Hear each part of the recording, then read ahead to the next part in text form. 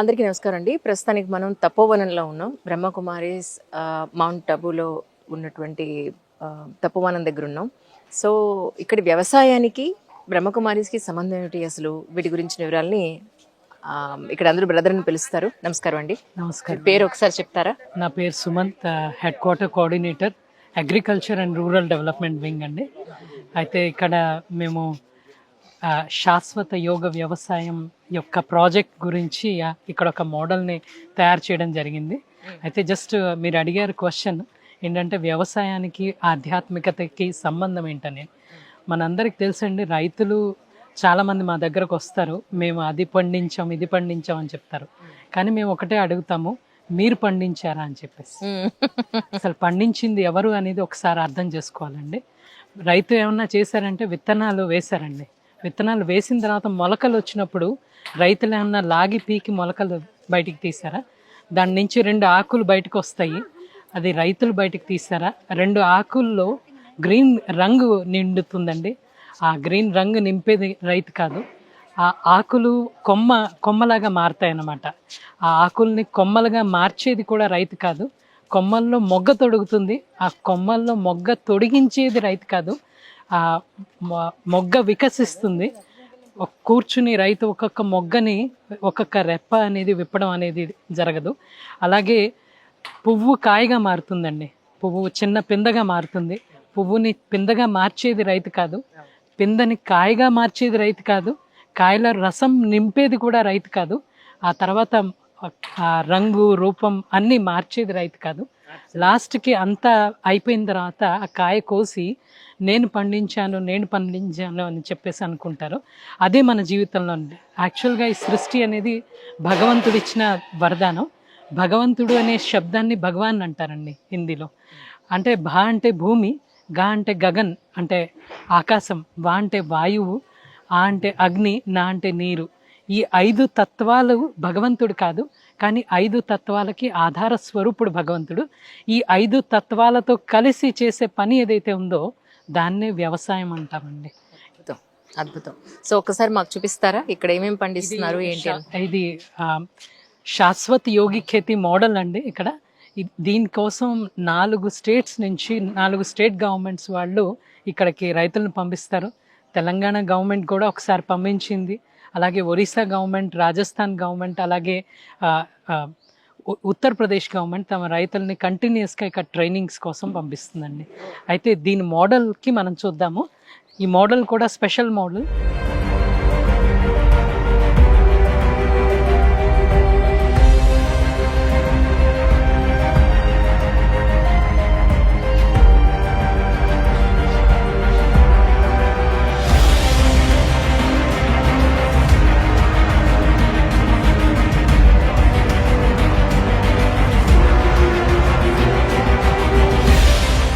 రైతులు ఒక ఉద్యమంగా తీసుకుని తమ జీవితాన్ని మార్చుకోవాలి, ఒక సెల్ఫ్ రిలయంట్ ఫార్మర్గా తయారు కావాలి. రైతు బాగుంటే, రైతు జీవితం ఎప్పుడు బాగుంటే దేశం బాగుంటుంది అంటారండి. కానీ వాళ్ళకి ఏంటంటే ఈరోజు పెద్ద సమస్య కన్సిస్టెంట్గా వాళ్ళ ప్రొడక్టివిటీ ఉండకపోవడం వల్ల వాళ్ళకి డబ్బులు అనేది చాలా ఇబ్బంది అవుతుంది. అలాంటప్పుడు కన్సిస్టెంట్గా ప్రొడక్టివిటీ వచ్చేటట్టు ఒక 5 లేయర్ ఫార్మింగ్ మోడల్ని ఇక్కడ ప్రదర్శిస్తూ ఒక బిగ్గెస్ట్ అచీవ్మెంట్ని మేము సాధించామండి. ఇక్కడికి వేలాది మంది రైతులు ఈ మోడల్ని చూడటానికి ప్రతిరోజు వస్తూ ఉంటారు. అయితే 16 ఇండస్ట్రీస్ని ఏ రకంగా మనం వ్యవసాయంతో అనుసంధానం చేసి సక్సెస్ పొందగలరు ఆ విషయాలు కూడా చెప్తామండి. అద్భుతం. విజయరామ్ గారని హైదరాబాద్లో ఆయన కూడా 5 దొంతర్ల వ్యవసాయం ఇంట్రడ్యూస్ చేశారండి. అవునండి, ఆయన కూడా అక్కడ ఇంట్రడ్యూస్ చేశారు. అవును. అయితే అన్నయ్య గారు బీకాబాయి ఇక్కడ చూసుకుంటారు, ఇక్కడ మోడల్ని చూసుకుంటారండి. అయితే ఏ మోడల్ అయినా సరే ఫస్ట్ సెల్ఫ్ రిలయంట్ మోడల్ కావాలంటే, రైతు సెల్ఫ్ రిలయంట్గా ఆత్మ నిర్భరత అనేది పొందాలంటే తప్పనిసరిగా నర్సరీ వాళ్ళకి వాళ్ళు చేసుకోవాలండి. ఇప్పుడు ప్రతి విషయంలో మార్కెట్ డిపెండెంట్ వ్యవస్థని ఈరోజు మనం చూడటం జరుగుతుంది. కానీ మార్కెట్ డిపెండెంట్ కాకుండా వాళ్ళకి వాళ్ళు నర్సరీ చేసుకుని వాళ్ళకి చేసుకుంటే చాలా ఆదా చేయగలరు డబ్బులు. కరెక్ట్. ఇటు సైడ్ మొత్తం పసుపు వేశారండి. ఇది 5 లేయర్ అండి. ఇది 5 లేయర్ లో ఒకటి పపీతా ఉందండి, బొప్పాయ, ఇంకోటి పర్వల్ అని ఇక్కడ వస్తుంది, టమాటా, ధనియా, పసుపు. ఈ పాదు కూడా ఎక్కించినట్టున్నారు. అవునండి, మొత్తం 5 లేయర్స్ ఇక్కడ రాసింది కదా. అవునండి. ఈ విధంగా 5 వెరైటీస్ ఒకేసారి గ్రో చేస్తారండి. దీంట్లో ఏంటంటే ఒకటైన తర్వాత ఒకటి కంటిన్యూస్ గా, ఒక రకంగా చెప్పాలంటే ఏటీఎం మోడల్ అని చెప్పచ్చండి, ఎనీ టైం మోడల్ అని. సంవత్సరం అంతా కూడా ఎవరొచ్చినా సరే ఈ మోడల్లోకి ఏదో ఒకటి తీసుకువెళ్ళడానికి ఉంటుందండి. అయితే ఇలాంటిది ఒక అర ఎకరమైనా సరే, ముప్పావు ఎకరమైనా సరే మనం గనక తోటలాగా పెంచుకుంటే చాలా బాగుంటుంది. కంటిన్యూస్ గా మనం కావాల్సిన సబ్జీ అంటే కూరగాయలు అవన్నీ కూడా వస్తుందండి. ఇది బఫర్ జోన్ అంటారు.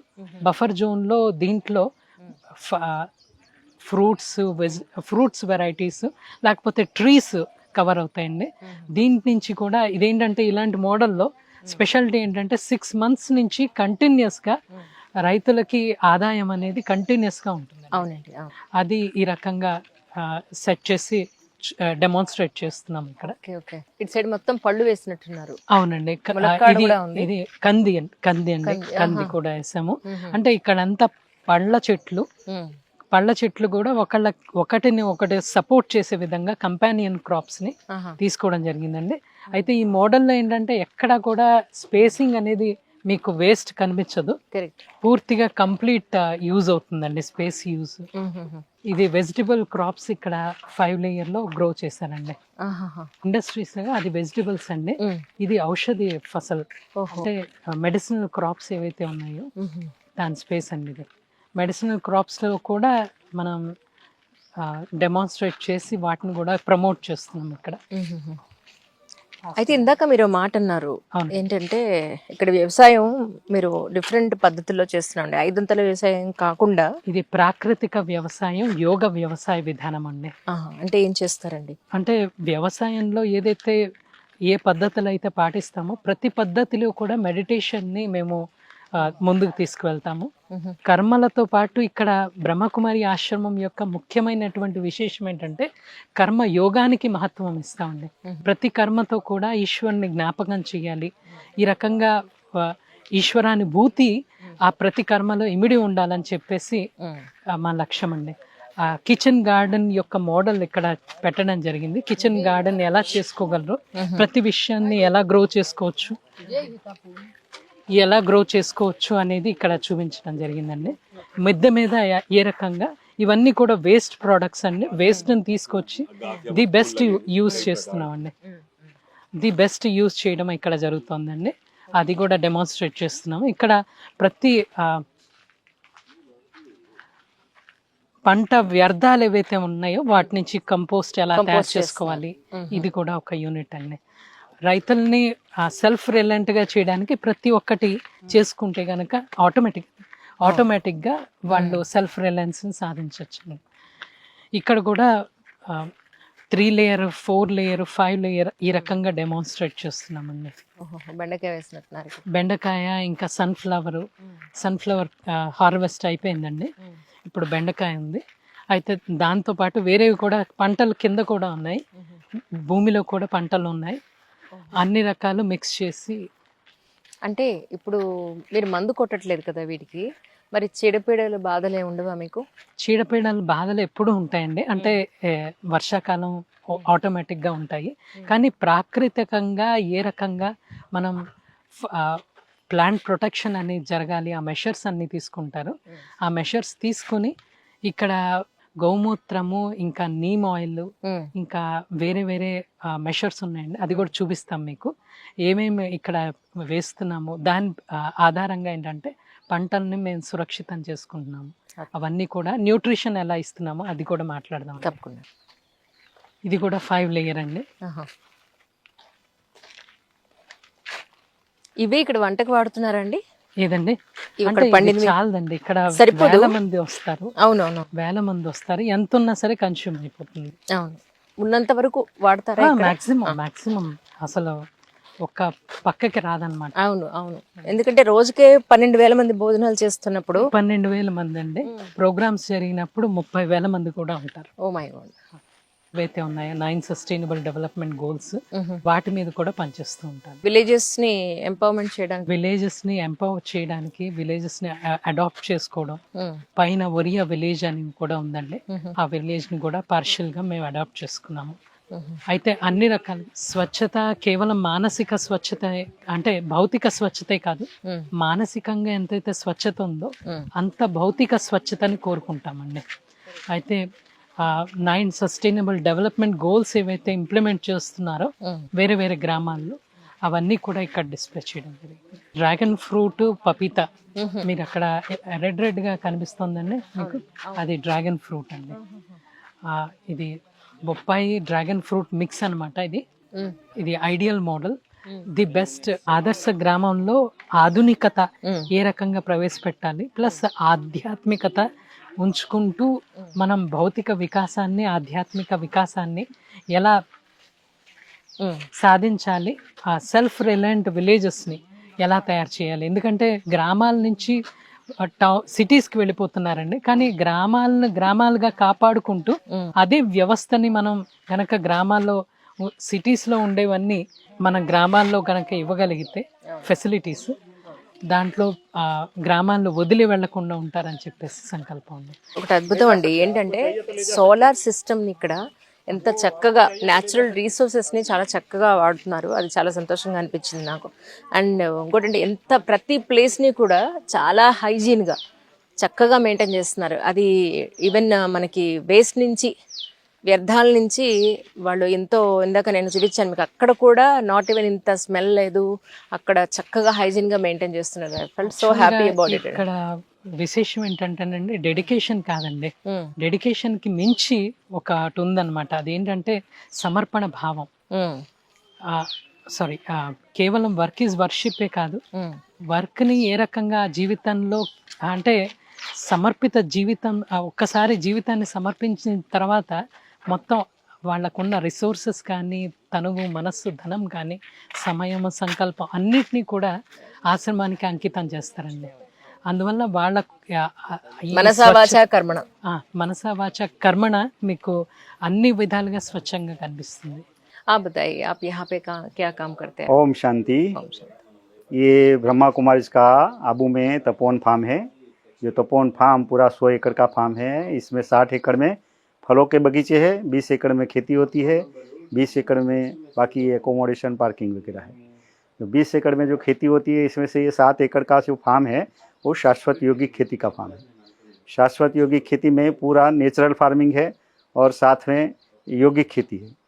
नेचुरल फार्मिंग ये पूरा देसी गाय आधारित खेती है, जिसमें गोबर, गौमूत्र, दही, दूध, छाछ से खाद बनती है और पेड़ों के पत्तों से दवाइयाँ बनती है। कोई भी प्रकार का दवाई खाद केमिकल वाला या तो कोई ऑर्गेनिक भी बाज़ार से लाया नहीं जाता है, पूरा यहाँ ही बनाया जाता है और यहाँ ही उपयोग करते हैं। जो ये हम मॉडल देख रहे हैं, ये मॉडल है मल्टी लेयर फार्मिंग का मॉडल है, जिसमें 5 लेयर तक हम खेती कर सकते हैं। तो ये मॉडल इसलिए बनाया है किसान को आत्मनिर्भर बनाने के लिए। किसान आत्मनिर्भर तब बनेगा, जो छोटे किसान हैं खेती की ज़मीन तो बढ़ा नहीं सकते, लेकिन जो ज़मीन है उनके पास उसमें ही ज़्यादा उत्पादन लेके बढ़ा सकते हैं, या तो खर्च कम करके बढ़ा सकते हैं। तो कम खर्च करने के लिए वो खाद कम डाले, दवाई कम डाले, बीज कम डाले या तो कुछ कम करे, वो तो शक्य नहीं है। उससे खेती उपज ज़्यादा होने वाली नहीं है। तो इसलिए हमने इसमें मल्टी लेयर फार्मिंग का एक कंसेप्ट रखा है, जो एक ही बेड पर मैक्सिमम 4-5 फसल लग सकती है।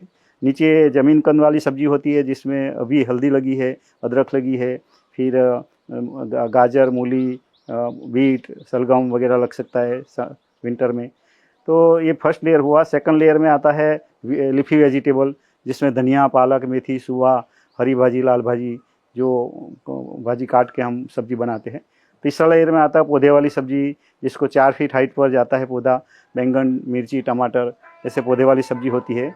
और चौथा लेयर है बेल वाली सब्जी, जिसमें यहाँ लगा है परवल, लगा है कुंदरू, लगा है अभी ककोड़ा लगा है, सामने सेमफली लगी है, इधर लौकी है, तुरई है, गिलकी है, तो करेला है। वो बेल वाली सब्जी है चौथा लेयर में। और 5वां लेयर में पपीता है, जो जाली से ऊपर जाती है। इसमें 3 फीट चौड़ा बेड़ बनाया हुआ है और ड्रिप की 2 लाइन लगाई है और 6 फीट बाई 6 फीट पर बांस लगा हुआ है। तो ऐसे ये पूरा मॉडल मल्टी लेयर के लिए तैयार हुआ है। और इसमें खेती में खर्च कम करने का आशय है। खर्च कम करने के लिए किसान जो अभी मार्केट आधारित है उसको अपना मार्केट से फ्री करना है। तो मार्केट से फ्री करने के लिए सबसे पहले तो जुताई का खर्चा ज़्यादा होता है, तो इसमें कोई जगह ट्रैक्टर चलेगा नहीं, इसलिए जुताई का खर्चा बच जाता है। एक फसल निकालो दूसरी फसल लगाओ, ऐसे ही खेती चलती है। दूसरा आता है बीज का खर्चा। तो बीज खुद का बनाते हैं तो बीज का खर्चा नहीं होता है, तो ये खुद का खर्च कम हो जाता है। फिर जो पौधा लाना है, सब्जियों का पौधा, फलों का पौधा, फूलों का पौधा, तो ये सब पौधे नर्सरी में तैयार खुद को करना होता है और ज़्यादा बनावे तो बेच के भी आमदनी कर सकते हैं। तो ऐसे एक नर्सरी छोटी का इसमें कंसेप्ट है। दूसरा, जिसके पास खेती की ज़मीन नहीं हो तो गृहवाटिका भी बनाई है, जिसमें गमलों में घर के टेरेस पर पौधे उगा के घर की सब्जी खा सकते हैं। ये पूरा प्राकृतिक खेती है, इसलिए बिन जहरीला उत्पादन है, जो किसान खुद का परिवार को और समाज को ये पूरा नेचुरल फार्मिंग से हेल्दी बनाता है, निरोगी बनाता है ना। तो ये बहुत अच्छी तरह से हाँ, न्यूट्रिशन में जो दवाई खाद बनती है पूरी यहाँ ही बनाते हैं और पूरा लिक्विड फॉर्म में जाता है, ड्रिप में जाता है। वहाँ वेंचुरी है, वेंचुरी में वहाँ सब दवाइयाँ खाद बनती है और वहाँ से पानी के साथ ये यहाँ आता खेत में। तो कोई भी खेत में यहाँ से लेके जाना नहीं पड़ता है। हाँ, यहाँ हमने यूरिया और डीएपी का पर्याय बनाया है। जो किसान केमिकल वाले में यूरिया और डीएपी डालते हैं उससे खेती करते हैं, तो यूरिया का पर्याय है हमारे पास हर्बल कुणाप जल। ये वृक्ष आयुर्वेद में भी उसका उल्लेख किया हुआ है, उसी रीति से हम बनाते हैं यहाँ। और डीएपी का पर्याय है हमने बेसल डोज बनाया है, जो कंपोस्ट खाद है और अलग अलग प्रकार की खली है और गौमूत्र गोबर है उसके बनाए हुए खाद है, जो फसल लगाने से पहले डालना होता है। और बाद में हर्बल कुणाप जल है, वो फसल लगाने से बाद फसलों में लगता है यूरिया के पर्याय में। और जो दवाइयाँ होती है, दवाइयाँ कोई बाहर से नहीं लाते, तो इसके बदले में 10 पॉइंट अर्क बनाते हैं वो पेड़ों के पत्तों से, और ये 10 पॉइंट अर्क ज़मीन में बिजाई करने से पहले भी डाल देते हैं, तो ज़मीन जन्य रोग को कंट्रोल करता है। फिर पौधों को डालते हैं रेगुलरली हर 15 दिन, अमावस्या के पहले 4 दिनों में और पूर्णिमा के पहले 4 दिनों में। तो रेगुलरली करने से डिसीज कंट्रोल हो जाता है। हमारे पास बीज है और यहाँ सभी जो किसान आते हैं, विजिटर्स आते हैं, सेंटरों से दीदियाँ आते हैं, सबको यहाँ से बीज फ्री दिया जाता है। और यहाँ जो भी लगाते हैं वो भी बीज उसमें से तैयार करके हम लगाते रहते हैं। किसानों को ट्रेनिंग में भी यही सिखाते हैं, तो अपना बीज खुद को बनाओ तो बाज़ार से लाना नहीं पड़े, दवाई खाद खुद का बनाओ तो बाज़ार से नहीं लाना पड़े, और पूरा खेत एक मॉल बन जाएगा। जैसे मॉल में एक ही जगह सब खरीदारी आते हैं, तो उनको बेचने के लिए मार्केट में जाना नहीं पड़ेगा, और पूरा एक एटीएम की तरह चलेगा, डेली उसको इनकम होगी। जो और किसान होते हैं वो तो सीजन में एक बार 2-3 मास के बाद उसको जब बेचते हैं तब इनके पास पैसा आता है। यहाँ डेली इनकम होती है उसको।